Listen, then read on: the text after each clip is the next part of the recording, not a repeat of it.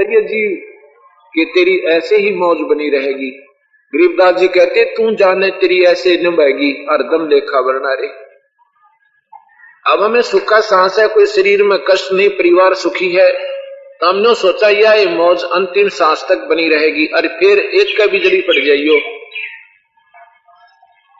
तन्यों का गए भगवान या के बनी, ये तो पहले ही तैयार थी, ये बच सके थी जब संत शरण में आ जाता था।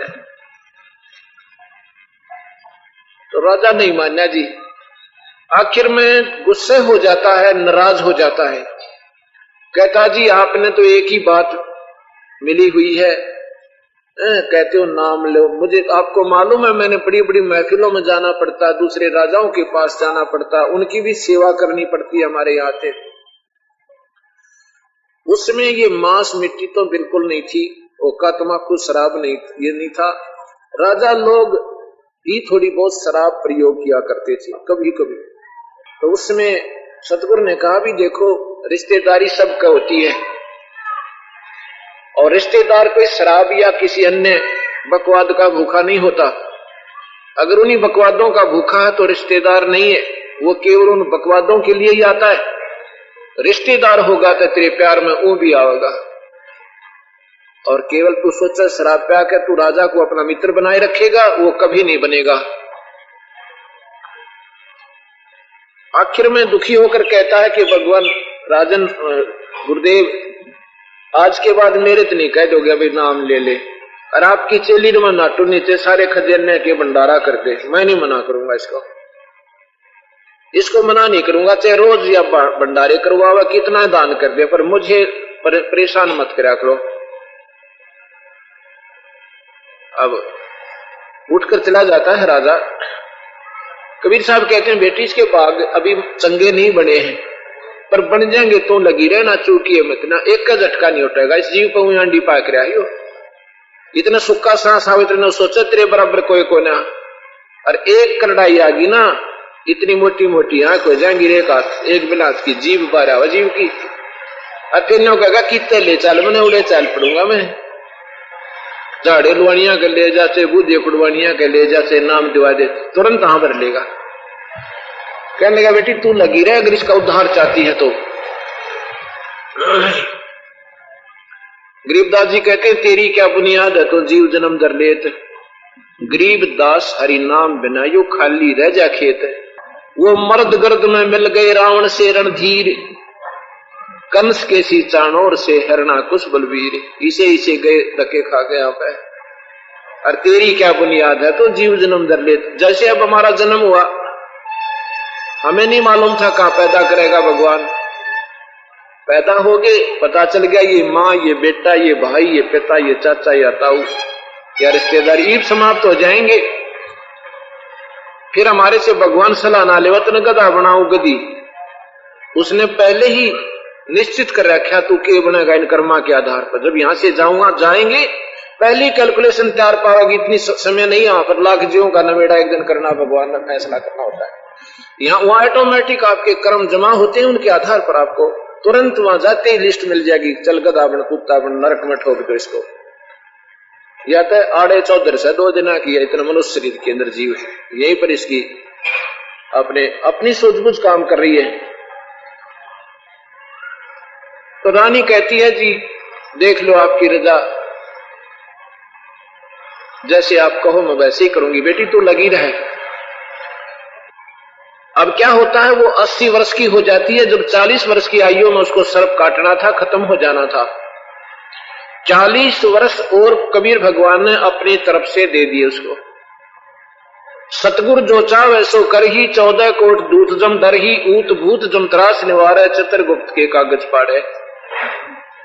जमजोरा जासे डरे मिटे कर्म के लेख, अदली अदल कबीर हैं ये कुल के सतगुरु एक। कर्म के लेख ने कबीर भगवान बढ़ा सकते हैं और मिटा सकते हैं माड़े बाग ने।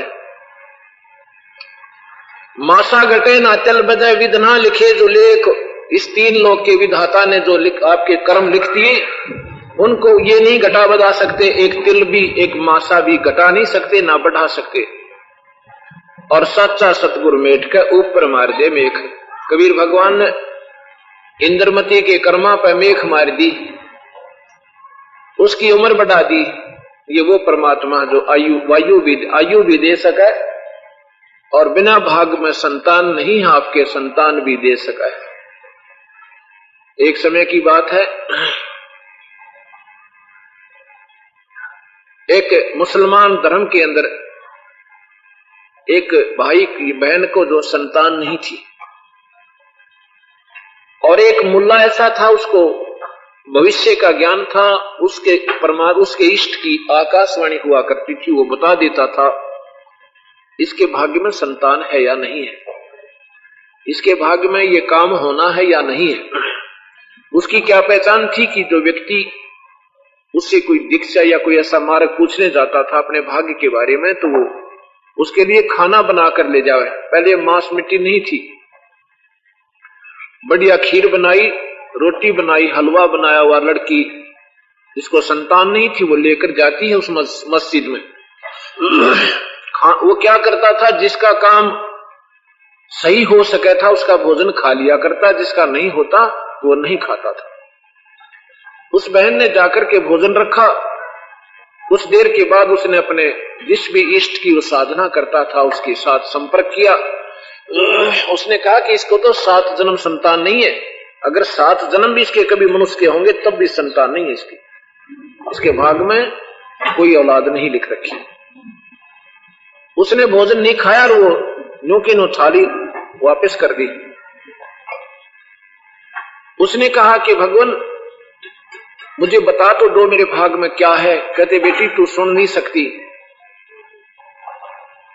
अब बता दो दाता, सुनना ही पड़ेगा एक तो। कहती है कहता हो तेरे जन्म में, तेरे भाग्य में 7 जन्म संतान नहीं है, और अपना भोजन ले जा बेटी जा।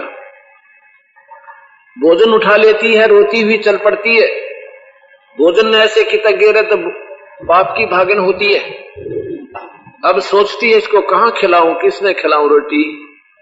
रोती हुई जा रही है, बहुत बुरी तरह विलाप करे।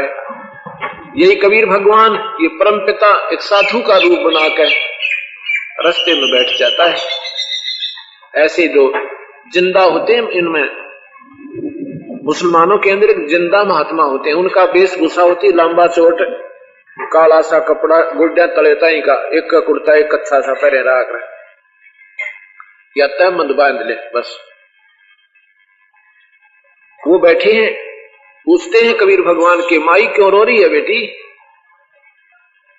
वह नहीं बोलती है। कहता बेटी क्यों रो रही है। उसने सोची भोजन तक खिला दो इस महात्मा ने, मेरा जो होना से सो जाएगा। कहता महाराज जी आप भोजन पालो। अब भोजन तो पालूंगा, मुझे भूख लगी है, पर न्यू बता तो रो क्यों रही है। अब कोई नहीं महाराज जी आप भोजन पालो।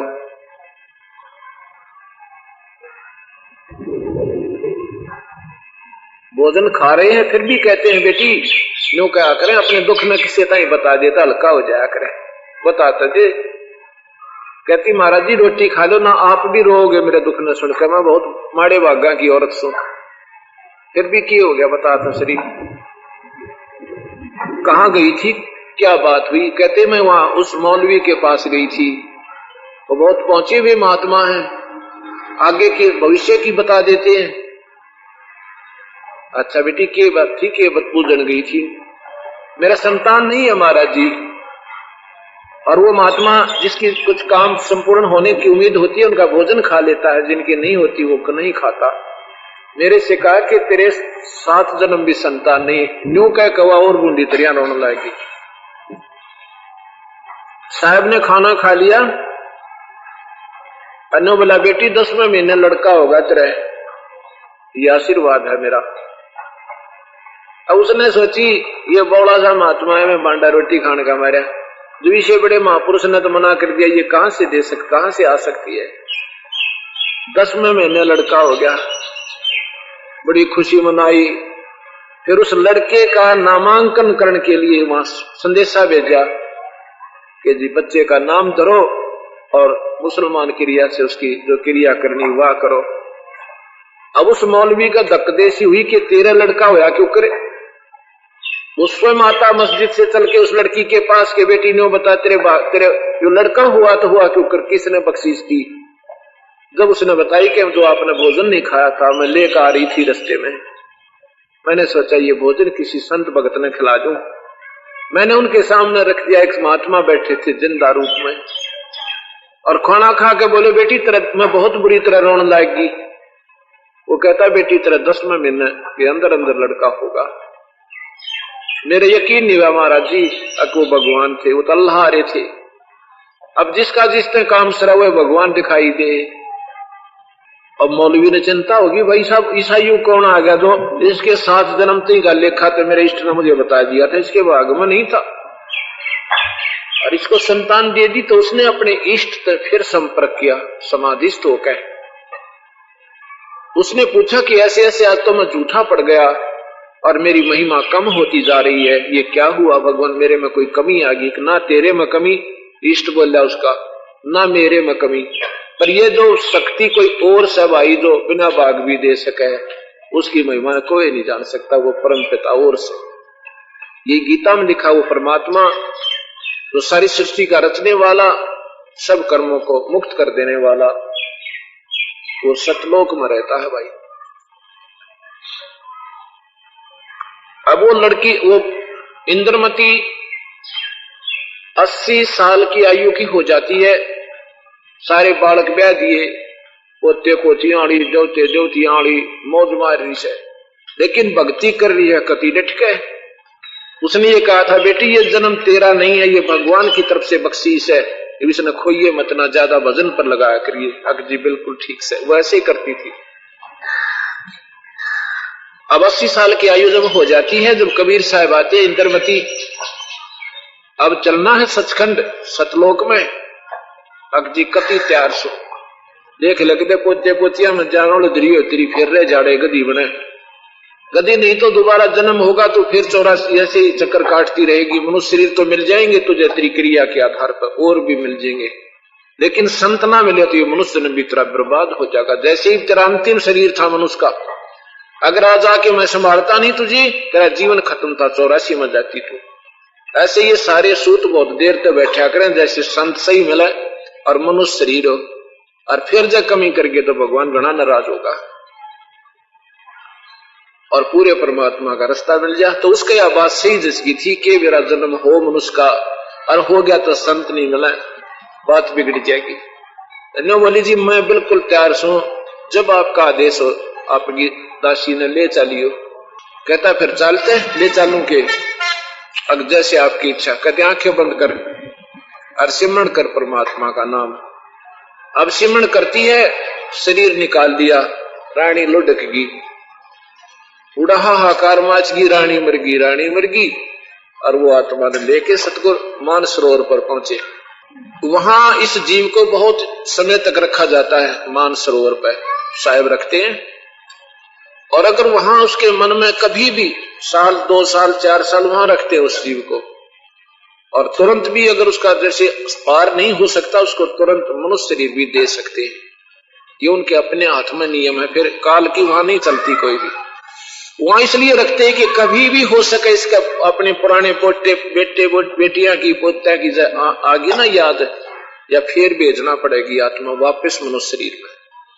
अगर उसको बिल्कुल सपने में भी याद नहीं आती है कि मेरा कोई नहीं था, मैं तो गलत, वो तो सौपन था, तो फिर उस जीवात्मा को उस मानसरोवर में डुबकी लगवाते हैं। वहां उस पर अंतिम जो कवर होता है, इसमें कई कवर है हमारे ऊपर। एक ये स्थूल शरीर, अंदर सूक्ष्म शरीर, फिर कारण शरीर, फिर महाकारण शरीर, फिर कवल्य शरीर। वो कवल्य शरीर जो है वहां पर उस मानसरोवर में नानते वह कांचड़ी सी उतरे इस पर, और फिर इसका 16 सूर्य जैसा स्वरूप हो जाता है। इतना नूर होता है, इतना चमक होती है इस आत्मा के अपने स्वरूप में, और मनुष्य जैसा ही होता है वो। अब उसने पूछे कि बेटी रानी इंद्रमती, अब बता तू तेरा कोई बेटे बेटिया में जान तो नहीं उलझ रही? अगर ऐसा है तो तुझे वापस भेजना पड़ेगा, अगर नहीं है तो तुझे पार कर देता हूं। अगर मेरा कित तक कोई किसी के प्रति आस्था नहीं। लेकिन एक बात याद रह का आवश्यक है मुझे, अरे अभी कमजोरियां हमारी वैसे तो देखा जाए, पर परमात्मा दयालु बहुत से, छोटी मोटी कमजोरी ने तो यो अवॉइड कर दे से, कहता भी बता दे वह भी के रही है तेरे मन में थोड़ी बहुत जो कोई आस्था है किसी वस्तु की बता दे। इंद्रमती कहती है जी मैं सिर्फ एक बात को रह कर याद करती हूं कि इस मृत लोक में औरतें जो होती हैं ये मनुष्यों के अधीन होती हैं, और मेरे पति देव इतने अच्छे लगते थे मुझे कि उसने मुझे धार्मिक कर्म में बाधा नहीं करी। अगर वो नाट जाते तो मैं ना धर्म कर सकती, ना आपको घर पर बुला सकती थी, ना आपका नाम जप सकती थी, और मेरा जीवन बर्बाद हो सके था। मैं उसका इस सहयोग को एक विशेष महत्व देती हूं। हे परमात्मा, अगर मेरा पति मुझे सहयोग नहीं देता तो मुझे ये रास्ता नहीं मिलता। मैं आपसे एक प्रार्थना करना चाहती हूं कि उसका कोई इसमें कोई क्रेडिट बना हो, मेरे धार्मिक काम में सहयोग देने का, उसको बाधा नहीं करी। अगर उसका कोई लाभ पुण्य बना हो दाता उसने भी संभालियो, मेरी यही प्रार्थना है। अब साहब जान गए कि यह भी कमजोरी है, या भी इसमें कमी रह रही है, या भी उड़ जा देगी उस अपनी आत्मा की खातिर, और उस राजा के भी कर्म बनवा दिए मालिक ने, उसके अंदर बैठ गया, उसको बाधा नहीं करी कि कितना दान करे।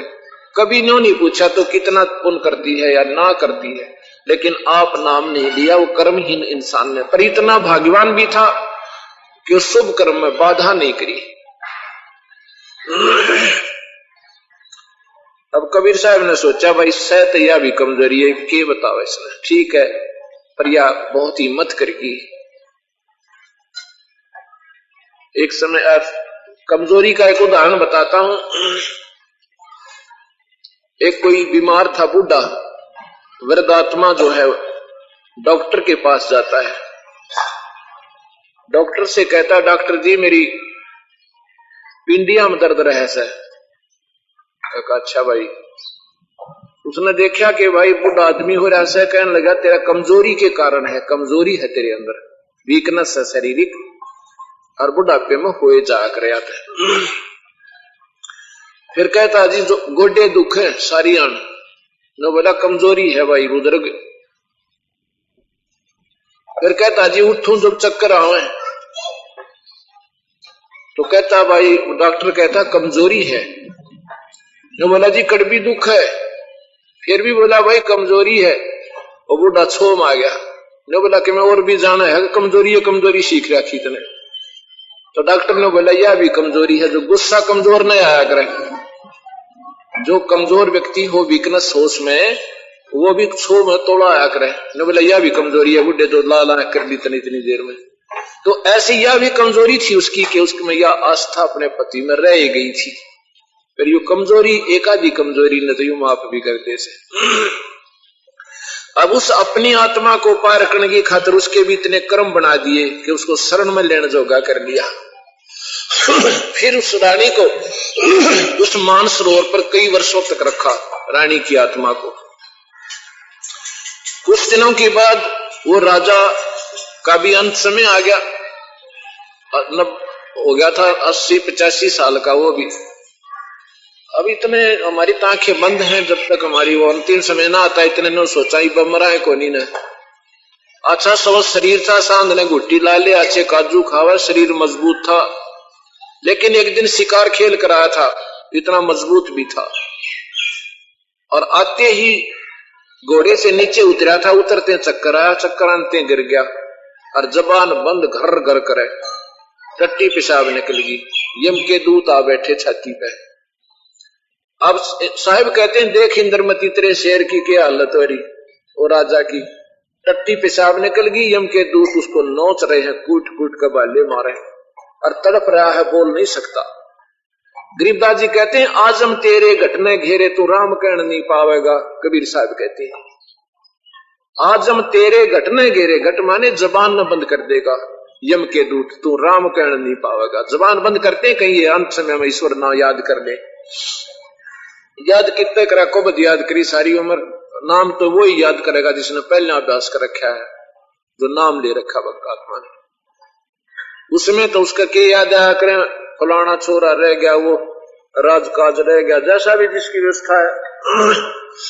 एक समय बताओ, एक बुढ़ा मरे था, एक वृद्ध मर रहा था और उसके पुत्रा ने नो ज्ञान था कि तुम्हारे पिताजी के पास बहुत धन है, पर यो बता नहीं रहा। और दिखा था तगड़ा सा कि वह नहीं मरे, फिर पूछ लेंगे को राजी बोल के। बूढ़े का अंश में आ गया, जुबान बंद होगी। वो पुत्रा ने पिता की मरण की तो कोई चिंता नहीं, ठीक है बूढ़ा ले मर जा, शरीर छोड़ जाते हैं।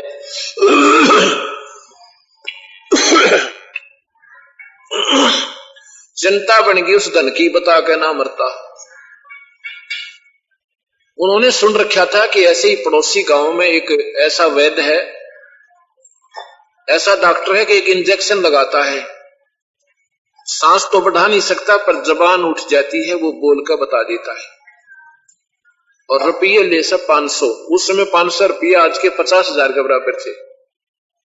अरुण न बेरा था बुढ़ा, कई हजार रुपये धर रहा यहाँ पर, और बताना नहीं चाहता, चांदी चूंदी गुनी दाब रहा, ऐसे सुना करते बताते थे। बुढ़ा भी चुप हो जाता था।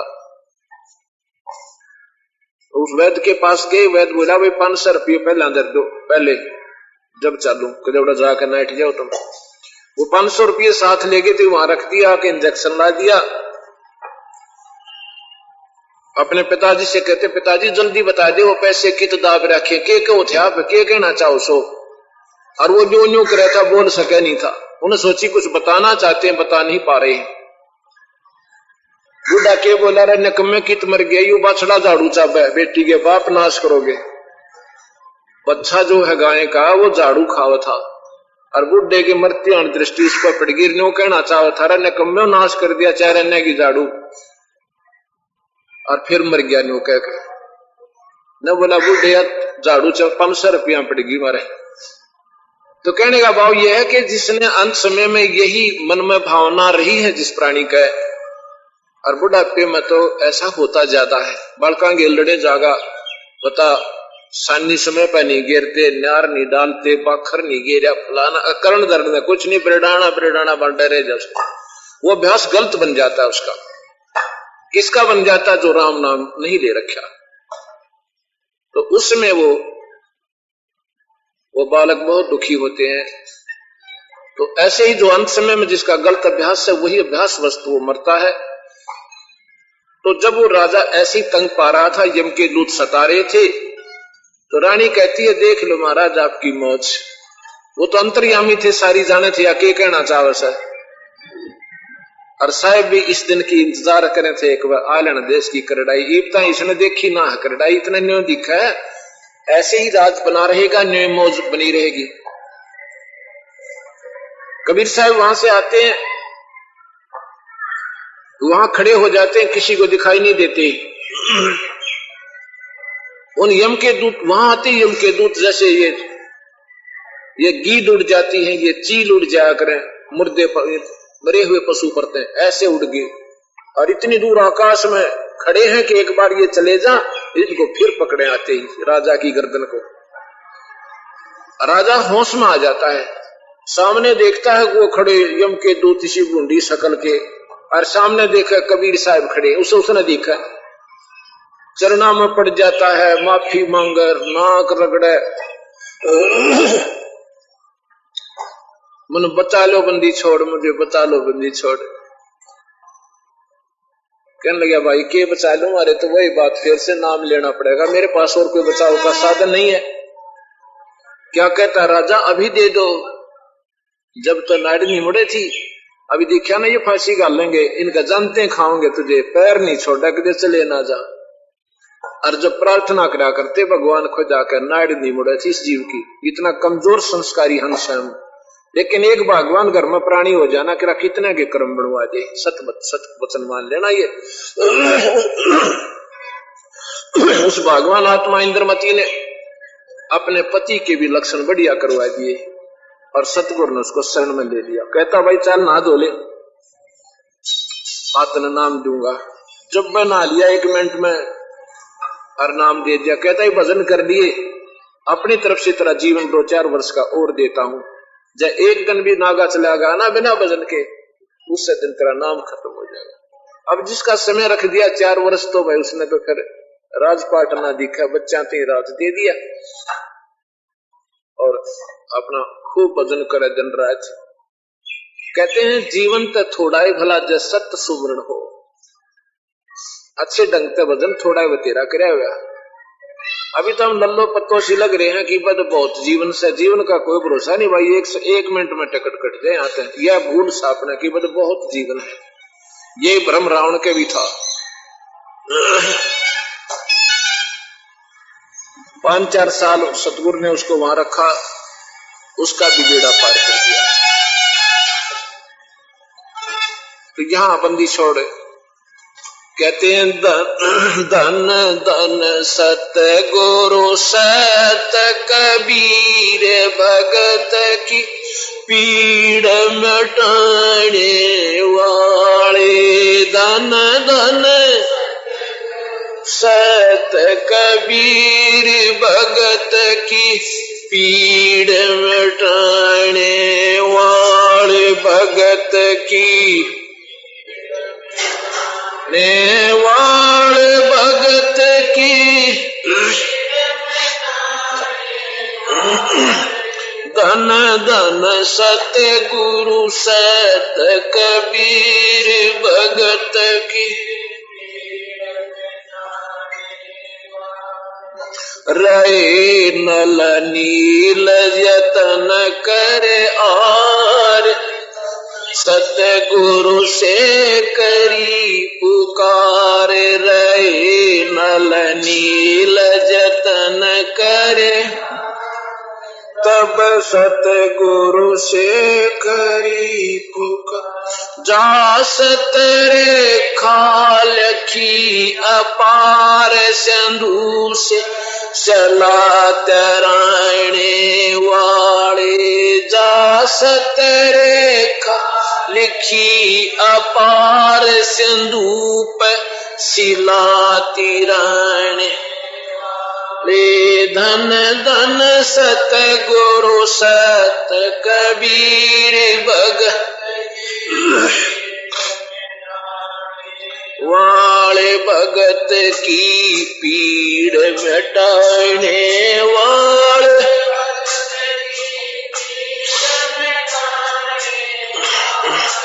धन धन सत गुरु सत कबीर भगत। दशी सरपन जब जा पुकारी, इंद्रमती अकोला। दशी सरपन जब जाए पुकारी, इंद्रमती लाए आपने तुरंत करी सहाय। बेरूली मंत्र सुनाने वाले, आपने तुरंत करी सहाय। बेरूली सुनाने वाले, धन धन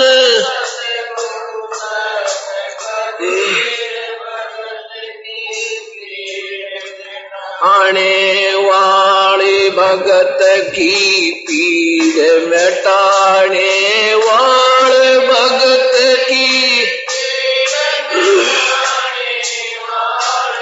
धन धन सत गुरु सत कबीर भगत की पीड़ मिटाने। दामोदर सेठ के हों थे काज, अर्ज करी डूबता देख जाज। दामोदर सेठ हों थे अकाज, अर्ज करी डूबता देख जहाज। लाज मेरी रखियो गरीब नवा, सिंधु से पार लंघाने वाले। लाज मेरी रखियो गरीब नवाज, लंघाने वाले धन धन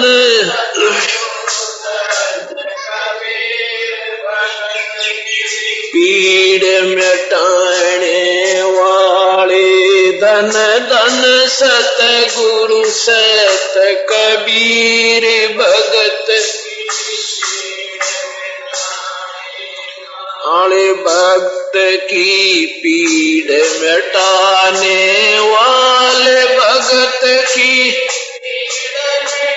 आने वाले धन धन सतगुरु सत कबीर भगत की पीड़ मिटा कर जोड़ दीन धर्मदास दरस दे पूर्ण करियो आस कर जोड़ दीन धर्म दरस दे पूर्ण करियो आस मेट जो जन्म मरण की तरास सतपथ प्राप्त कराने मेट जो जन्म मरण की सत पद प्राप्त कराने वाले धन धन सत गुरु सत कबीर वाले भक्त की पीर मिटाने वाले भक्त की धन धन सत गुरु सत कबीर भक्त सत साहिब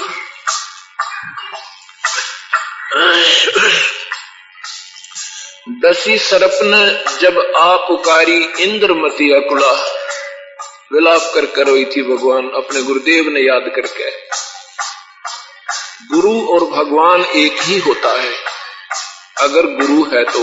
बाकी नकली गुरु बतेरे संत बहुत हैं, संत और परमात्मा में अंतर नहीं होता। ये आपने विचार करना होगा, बहुत गहराई में जाना होगा इस मार्ग पे,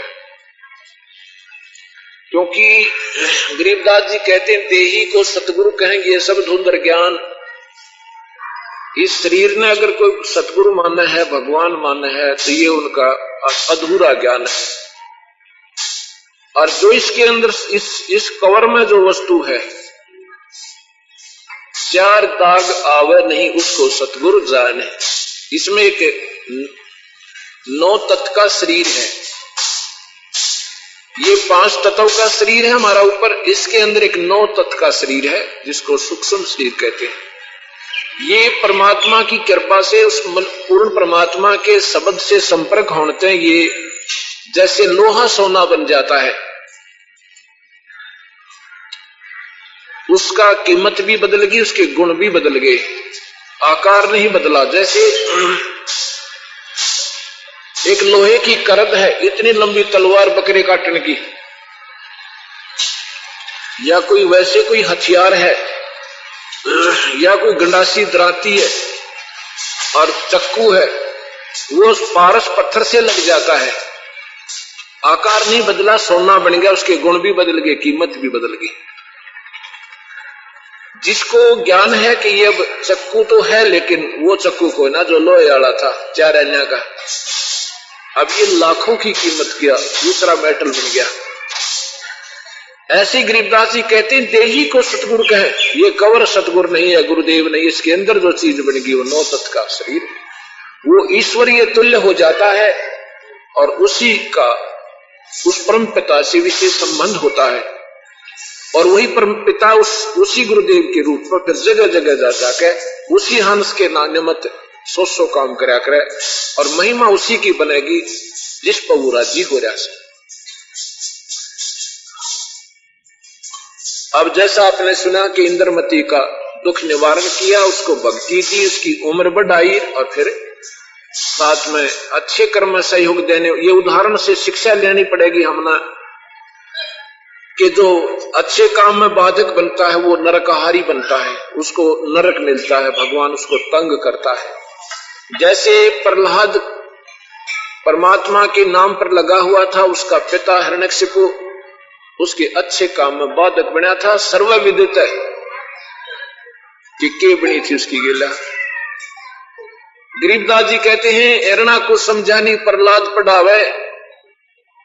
प्रहलाद कहा करता पिताजी भगवान बजा करो, और उसका तेल जैसे छींटे लग गया करते, जैसे उबलते सरसों के तेल में पानी का छींटा लग जाए, सरडाटा उठे।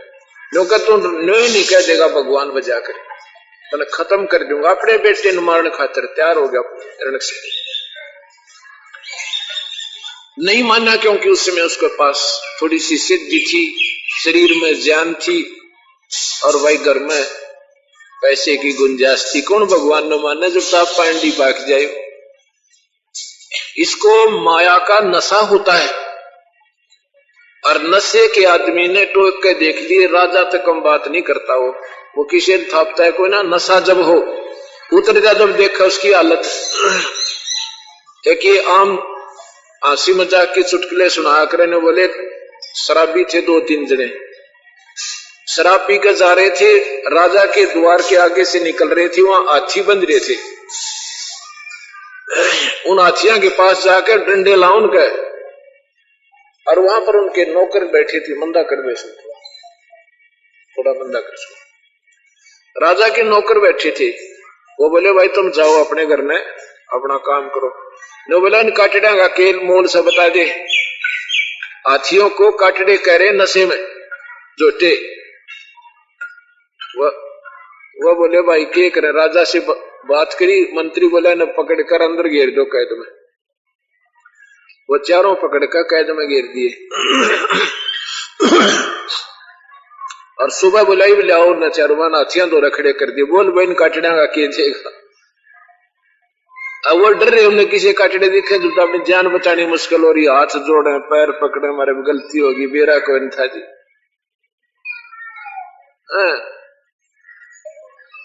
तो फिर कहते हैं बिला जी वो तो श्याम वाला तो सौदा है गया ही, तो अब बातें नहीं रही। तो ऐसे हमारे ये माया का नशा हो रहा सबके। हमने भगवान भी एक बड़ी बीच लागत आम जीव समझे, जैसे हाथी का काटड़ा दिखा, लोटा दिखा उसने, ऐसा बन रहा है हमारे साथ सब। जब वो नशा उतर जाए ना, जब आवे अंत समय, जब इसने भगवान का भगवान दिखा है। एरना को समझानी प्रहलाद पढ़ावे, और पेट पाट दिया आने कहीं कौन छुटावे। कहां गई उसकी अप्रभुता बना बैठा था भगवान स्वयंभू। अब न्यू कहा ये भगवान मनु बख्श दो। जब नरसिंह रूप बनाया मालिक ने, कबीर भगवान ने नरसिंह रूप बनाया था। अब यहां आके हमारी बुद्धि फिर चक्कर काटेगी कि ना तो विष्णु जी ने बनाया था, विष्णु जी ने। अब ये चक्कर जब समझ में आ जाएगा ना विष्णु कौन सा है, सारी बात समझ में आ जाएगी। विष्णु कौन है? पालन करता। विष्णु कोई व्यक्ति विशेष नहीं है। जो इस पोस्ट पर होम मिनिस्टर जो बन गया समझ ले, वो विष्णु कहलाता है। 3 लोक का विष्णु है ये, जो आज विष्णु पद पर बैठा हुआ 3 लोक में। जैसे राज्य में भी होम मिनिस्टर होता है, गृह मंत्री, और ऊपर सेंटर में भी होता है। अब हमने कोई ज्ञान तो है नहीं भक्ति मार्ग का। कोई कहे भगवान निराकार, कोई कहे साकार, कोई कहे कितना ना कुछ भी अपना मौज मारो, बस पूजा जिसी अपनी करते रहो। परमात्मा की स्थिति ज्यों की त्यों है। हमारी बुद्धि कमजोर होगी अनजान ज्ञान के कारण, अज्ञान के कारण। परमात्मा की स्थिति से हम बहुत दूर हो रही है दंत कथा सुन सुन के। शास्त्रों को नहीं पढ़ा हमने, इत प्रसिद्धि शास्त्र पढ़ने की हम इतना कोई तो घुट्टी लाग पड़ा उनता को कितना धंधा मुड़ जा रहा हो, क्या कोई बीमारी के कारण तड़फ रहा हो, किसने प्रसिद्धि भगवान की कथा सुनती। ये तो ये दयालु दया करे, हमारे दुख निवारण करे, फिर हमें सुख देर समय देगा। जा भाई 2 घड़ी चर्चा भी सुन ले भगवान की। ये उस परम पिता की कृपा ना हो और हम यहां आ जाए, यू काल 1 सेकंड भी राम नाम ना लेने दे आपने। इतना सपने में वो बात उलझी रहे, कोई न कोई जेड़ा जरूर बना रहता है कर्म का। जन्म में तो वो दुखी करे, रात में सपने उससे क्या है।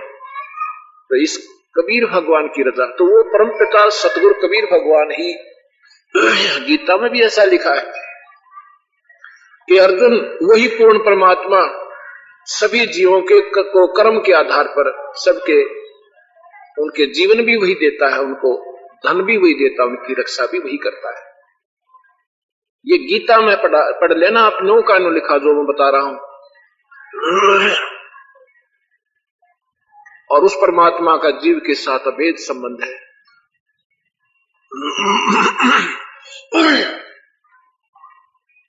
गरीबदास जी कहते हैं, पहुंचूंगा छिन एक में जन अपने के काज,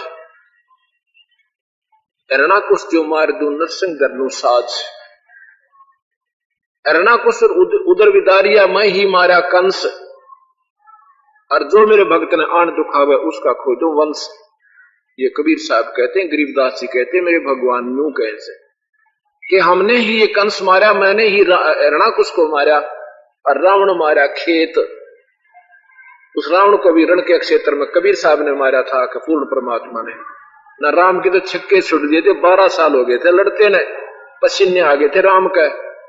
अन्यों भी ना बेरा था, यू मरेगा कितने, विभीषण से पूछा इन्हों का कितने मरेगा, नाभि में 6 महीने तक नाभि में तीर लगाते हो गए थे, लगन नहीं देता, बराबर का योद्धा था वो।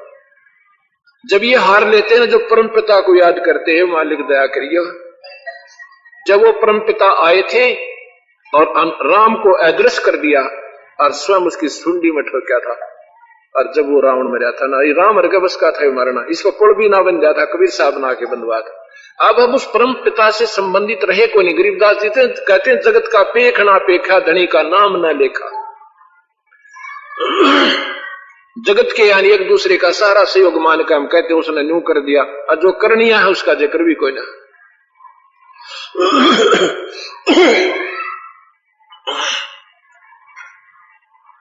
तो यहां जो मैं आपको बताना चाहता था कि अच्छे काम में सहयोग देने वाले को परमात्मा शरण में लेता है, उसके दुख निवारण करता है, और भाई बुरे काम में अच्छे काम में बाधक बनने वाले का फिर सर्वनाश हो जाता है, वो 84 में जीव चला जाता है। 2 प्रकार के प्राणी हैं, 3 प्रकार के, एक तो भक्त, एक नास्तिक और एक साकेट। आपने साकेट शब्द सुना होगा काफी, नहीं तो अब सुनोगे। भक्त तो है जो परमात्मा को चाहने वाली आत्मा, और नास्तिक वो है जो स्वयं भगवान माने नहीं, दूसरे ने बाधा ना करे, सहयोग नहीं दे तो बाधा भी नहीं करे। और साकेट वो होता है स्वयं भगवान बजाय नहीं, दूसरे ने जो उसका पराधीन है, बेटा बेटी पत्नी, उन राम नाम पर लागण नहीं दे, धर्म नहीं करते, वो साकेट कहलाता है। तो यहां पर नास्तिक एक परमात्मा को मानता भी है पर भजन नहीं करता, वो न्यूट्रल होश है, उसको नास्तिक भी नहीं कह सकते, उसको भगत भी नहीं कह सकते, वो साकेट भी नहीं है। और सहयोग दे रहा है उसको फिर हम भगत संज्ञा में ही लेते हैं आखिर में, क्योंकि उसको मालिक कभी ना कभी शरण में अवश्य लेगा। कोई भी कारण बनाओ अपने बच्चे खातिर, कोई झटका दे, कोई राजी करके, कोई इसकी मनोकामना पूर्ण करके लेगा शरण में जरूर उस भक्त आत्मा को जो बाधक नहीं बना हुआ और सहयोग दे रहा, नाम नहीं ले रहा, वो लेगा जरूर से, किसी टाइम भी एक झटके में ले लेगा मालिक अपने शरण में। एक बार शरण में आया फिर तो 100 गुण गाया करेगा इन बातें, क्योंकि वो काल बुद्धि भ्रष्ट करके रखा इस जीव की, फिर काल दूर हो जाता है। ये भगवान के बारे में बहुत सोचता है प्राणी, जिसके सिर से जो वजन हट जाता है, दबाव हट जाता है, इस ब्रह्मा विष्णु महेश का। गीता जी के 7वें अध्याय में लिखा है 15, 16, 17 में कि ये मेरी त्रिगुणमयी माया बहुत दुस्तर है। त्रिगुणमयी माया माने जाल, त्रिगुण माने ब्रह्मा विष्णु महेश के द्वारा फैलाया हुआ जाल, ये बहुत कठिन है। और जिनका इनके द्वारा ज्ञान हर लिया, यानी इनको इन्हीं जन्म मरण 84 लाख दुनियों में और ये राजपाट में जिनकी बुद्धि डाट रखी है ब्रह्मा विष्णु महेश ने, कहते जिन्होंने जिनका इनके द्वारा ज्ञान हर लिया वो पापी प्राणी, वो दुष्ट आत्मा मुझे नहीं बचते, भगवान कहता है। ये गीता के 7वें अध्याय का 15, 16, 17 श्लोक पढ़ के देखिए।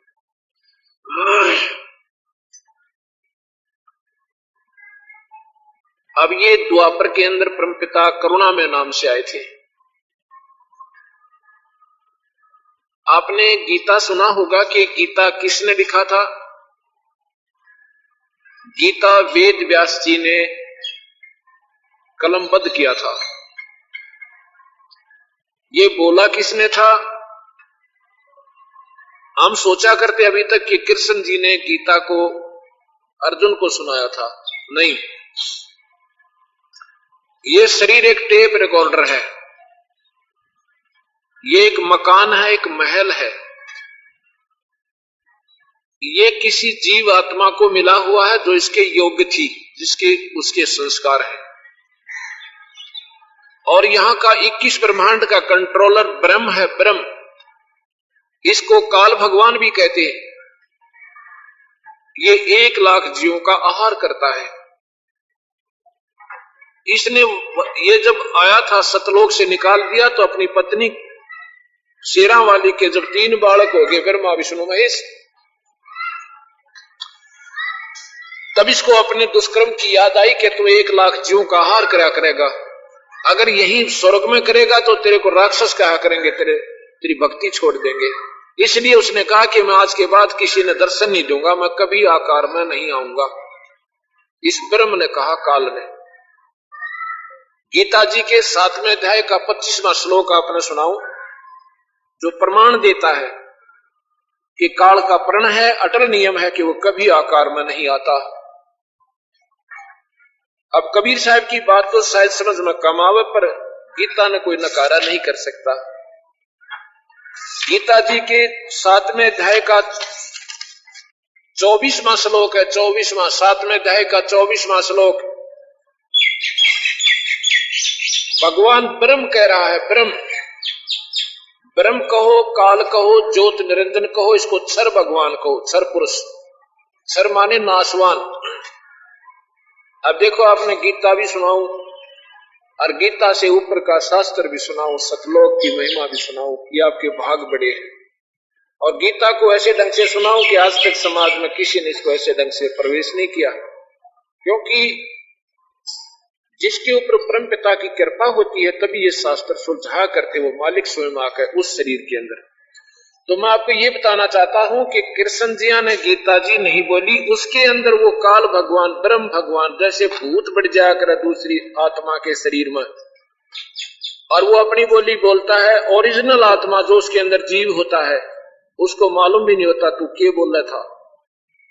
और जब होश में आती है उसको बताते हैं तू ये कह रही थी, तू ऐसे कह था, मैं थारा दादा हूं, पड़दाता हूं, मेरी वहां पर नो बना दो। और उसको याद भी नहीं मैंने क्या बोला था। तो ऐसे वो ब्रह्म काल कृष्ण जी में प्रवेश कर जाता है और फिर ये गीता का ज्ञान बोल रहा है। 7वें अध्याय का 24वां श्लोक सुनाता हूं, सुनो, जानते हैं। हाँ, पानी भी पीते रहो। लोग आकर नाम उठत नाम बैठत नाम सोत जागबे, नाम खाते नाम पीते नाम से तिलागबे। गिलास हाथ में, मुंह में जल, हर कान मेरे का आनंद आएंगे। अभ्यास बन जाएगा भगवान का ऐसा टूट, आपका हरदम समा जाएगा। काम करते करते भी ये गूंज गुंजा करेगी थारे काना में। के कह रखा भगवान, क्या कहते हैं? अध्याय नंबर 7 के, गीता जी के अध्याय नंबर 7 के श्लोक नंबर 24 में भगवान ब्रह्म कह रहा है। ब्रह्म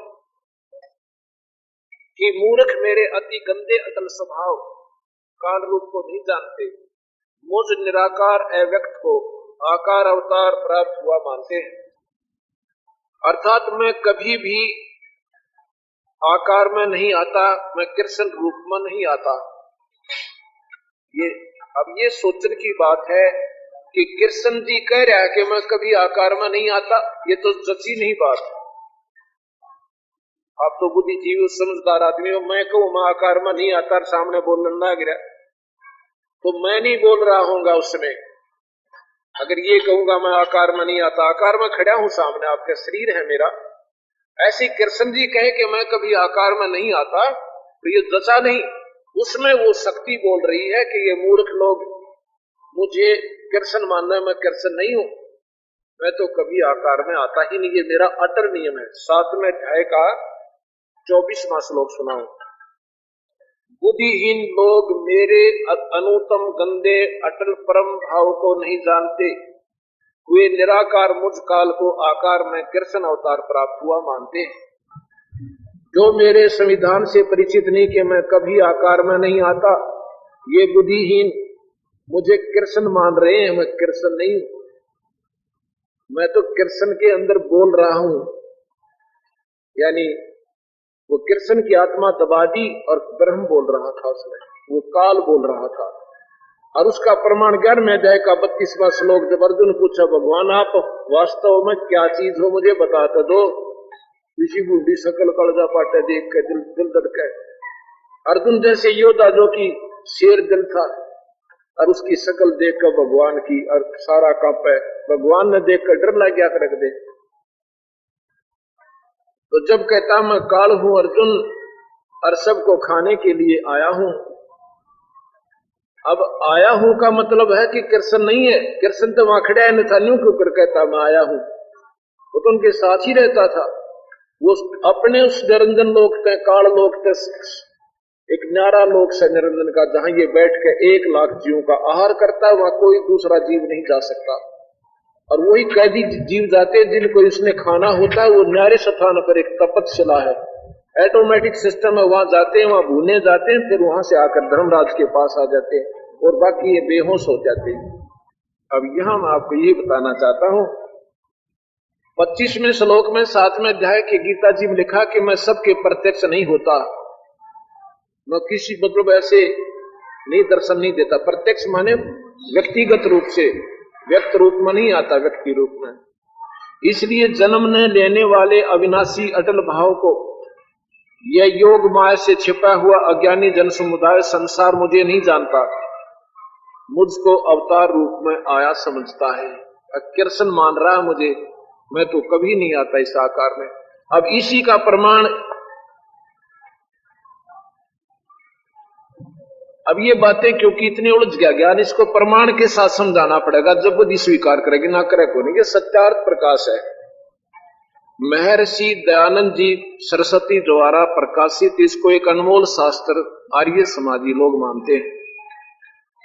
इसके 174 पृष्ठ पे इसमें लिखा है कि वेद जो है, वेद ये 4 ऋषियों के द्वारा लिखे गए थे। फिर किसी ने पूछा कि एक तरफ तो आप कहते हो कि वेद जो है परमात्मा कृत है, ऋषि तो परमात्मा नहीं हो सकते। तो उन्होंने लिखा है, उसमें बताया कि भाई भगवान जो ब्रह्म है ना, वो भगवान वो किसी योग्य आत्मा के शरीर में प्रवेश करता है स्वयं, और फिर वो अपनी वाणी बोल के अपना यथार्थ ज्ञान देता है। इति सिद्धम कि वो काल उन ऋषियों में प्रवेश किया, एक एक में बारी बारी, और एक एक वेद का ज्ञान उनके माध्यम से लिखवा दिया। इसी प्रकार वही ब्रह्म वही काल कृष्ण जी में प्रवेश हुआ। गीता जी का सारांश सभी वेदों का है, ये 4 वेदों का सार है गीता, संक्षिप्त में, और बहुत उत्तम ज्ञान, सुलझा हुआ ज्ञान इसमें काल ने दे रखा है। ब्रह्म तक की साधना, काल तक की साधना का प्रमाण है इसके अंदर। और उस परम पिता का कम से कम 50 जगह वर्णन है इसमें कि उस भगवान की शरण में यात्रा फिर मरण नहीं होगा, वो सतलोक में रहता है। और लिखा है इसमें कि मेरा भी उपास्य इष्ट वही परमात्मा है, और मेरा वास्तविक स्थान भी वही है अर्जुन, यानी यो भी वहां से धक्के देकर निकाल रखा है, यो ब्रह्म। यथा सत्यार्थ प्रकाश का 174 पृष्ठ और समोल्लास बताता हूं आपको कौन सा है।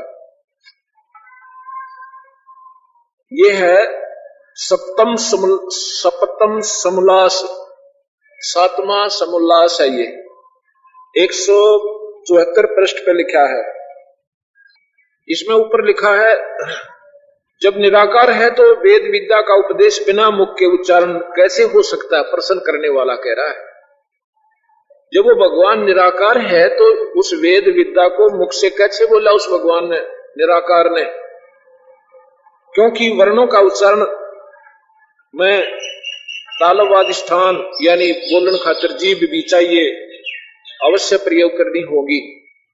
उत्तर देते महर्षि जी के परमेश्वर के सर्वशक्तिमान और सर्वव्यापक होने से जीवों को अपनी व्याप्ति से वेद विद्या के उपदेश करने में कुछ भी मुखादि की अपेक्षा नहीं है, क्योंकि मुख जीवा से उच्चारण अपने से भिन्न के बोध होने से के लिए किया जाता है, कुछ अपने लिए नहीं, क्योंकि मुख जीवा के व्यापार के बिना ही मन में अनेक व्यवहारों का विचार और शब्दोच्चारण होता रहता है। कानों को उंगलियों से मूंद के देखो, सुनो कि बिना ही कुछ जीव्यता के स्थान से कैसे शब्द हो रहे हैं। वैसे जीवों के अंतर्यामी रूप से उपदेश किया है। अंतर्यामी यानी भीतर बढ़कर, उस काल ने अंतर्यामी उन जीवों के अंदर प्रवेश करके फिर अपनी भाषा बोली है, समझाया है, यानी वो परमात्मा अंदर बोलता है ब्रह्म, किंतु केवल दूसरों को समझाने के लिए उच्चारण करने की आवश्यकता है। जब परमेश्वर निराकार सर्वव्यापक है तो अपनी अखिल वेद विद्या का उपदेश जीव स्वरूप से जीव आत्मा में प्रकाशित कर देता है, फिर वह मनुष्य अपने मुख से उच्चारण करके दूसरों को सुनाता है, इसलिए ईश्वर में दोष नहीं आ सकता। अब यहाँ क्या कहता है, गोड़ मोड़ करने की कोशिश करता है।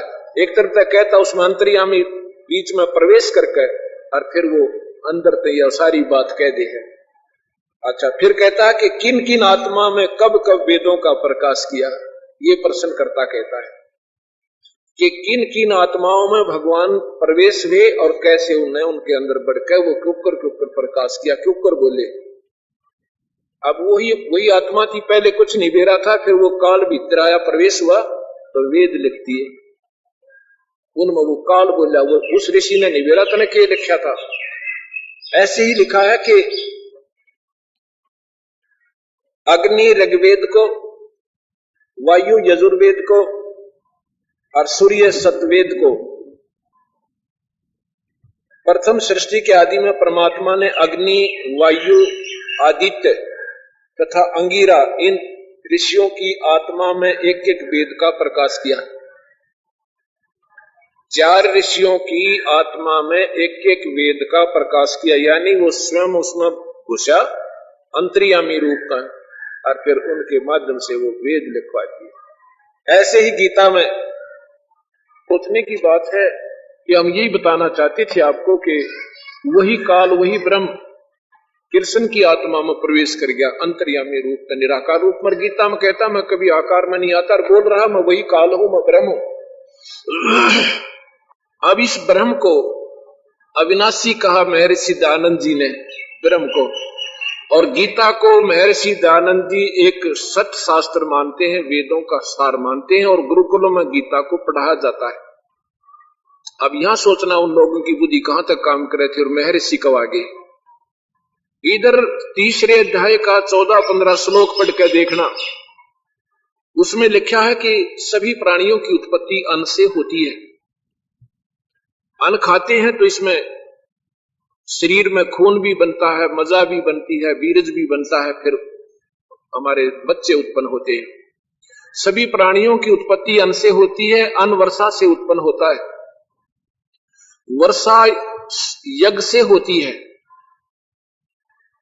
और यज्ञ शुभ कर्मों से उत्पन्न होते हैं। यज्ञ धर्म, जैसे भी यहां यज्ञ चल रही है, 5 यज्ञ चल रही है यहाँ पर 130 जोत जग रही है भगवान की, 130, और 5 दिन चलेंगी। इसमें लगभग 4.5-5 पीपे यानी देसी घी की हवन हो जाएगा। ये हवन है।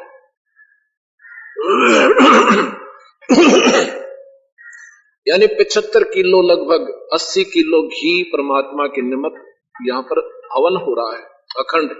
अब ये शुभ कर्म से यज्ञ होते हैं, और यज्ञ से वर्षा होती है, वर्षा यज्ञ से होती है, यज्ञ शुभ कर्मों से होते हैं, और कर्म ब्रह्म न लगाए, ये न्यू का न्यू लिख रखा है। अरे नादान लेखकों ने, गीता का सरलार्थ करने वालों ने, इन अनजान राइटरों ने, लेखकों ने क्या लिख दिया, ब्रह्म का अर्थ वेद कर दिया। अच्छा गजब हो। अब राजा का कोई बच्चा स्कूल में पढ़ा है, इम्तिहान में, उसके एग्जाम में शब्दार्थ आ जाता है, कोई कहे कि राजा का शब्दार्थ लिखो, राजा का कोई अर्थ संविधान लिख दे तो उसके 0 नंबर है। वेद तो भगवान का संविधान है और ब्रह्म स्वयं भगवान है। इस 21 ब्रह्मांड का ब्रह्म का अर्थ भगवान लिख सकते थे, निराकार शक्ति लिख सकते थे, वो ब्रह्म। लेकिन वेद अर्थ कर दिया कि शुभ कर्म जो है ब्रह्म से लगे ना, वेद से। वेद का अर्थ इसमें ब्रह्म लिखा हुआ है। संस्कृत में जो भगवान ने बोली शब्दार्थ सरलार्थकर्ता ने ब्रह्म का अर्थ वेद कर दिया, यानी 0 ज्ञान कर दिया। और क्या बनता है कि कर्म ब्रह्म न लाए काल ने, इस काल ने कर्म लगाए। क्यों लगाए? कि हमें आकार में पैदा कराया या अच्छे बुंडे कर्म करवाए और इन्हीं के आधार पर हमें फिर उल्टा नरक में स्वर्ग में सारे ठोक दिया, इससे बाहर नहीं जाने देता। और ब्रह्म की उत्पत्ति अविनाशी भगवान ते हुई, ऐसा ही लिख रखा है। इस ब्रह्म की जो वेदों में गीत गाए जाते हैं, जिस ब्रह्म के ये नासवान है, गीता जी के 15वें अध्याय का 16, 17 और 18 श्लोक पढ़ कर देखो। 3 भगवान बताए इसमें। एक क्षर माने नासवान, ये ब्रह्म है। अक्षर ये पार ब्रह्म है और परम अक्षर ब्रह्म नहीं, अक्षर जिसको कहते हैं वो पूर्ण ब्रह्म है। ईश्वर परमेश्वर। महर्षि दयानंद जी कहते हैं भगवान एक है, तो परमेश्वर शब्द प्रयोग नहीं करना चाहिए था उन्होंने। अब ये बात विचार करने की है। पहले तो सारे तकरीबन 99% अनपढ़ व्यक्ति थे, उनको कोई जैसे बहका दे उसी तरह वो सेटिस्फाई थे, यानी तसल्ली हो जाया करती, बोले आत्मा थी, विश्वास बहुत किया करते थे।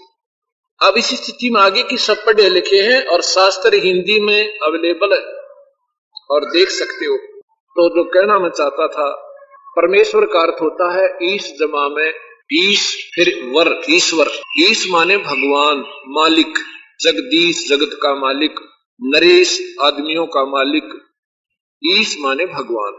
ब्रह्म अगर एक ही भगवान था तो उसने ब्रह्म या ईश ही लिखना था, परमेश्वर शब्द नहीं। यजुर्वेद में सत्यार्थ प्रकाश में सैकड़ों बार परमेश्वर शब्द युक्त किया है और भगवान एक बतावे। और 3 भगवान, ये परमेश्वर शब्द 3 भगवानों का संध्या छेद है, संधि छेद है। ये संधि इसकी नारी करके देखो। ईश माने भगवान, ईश्वर माने भगवान का भी भगवान, और परमेश्वर माने उस ईश्वर से भी श्रेष्ठ। ऐसा ही गीता के ये 15वें अध्याय का 16, 17, 18 श्लोक बताता है। अर्जुन 2 परमात्मा है, 15वें अध्याय का 16वें श्लोक में लिखा है, और 2 स्थिति जीव की है। 2 भगवान, एक नाशवान, क्षर माने नाशवान, अक्षर माने अविनाशी, और 2 स्थिति जीव की है। शरीर में तो ये नाशवान है, जीव आत्मा अविनाशी।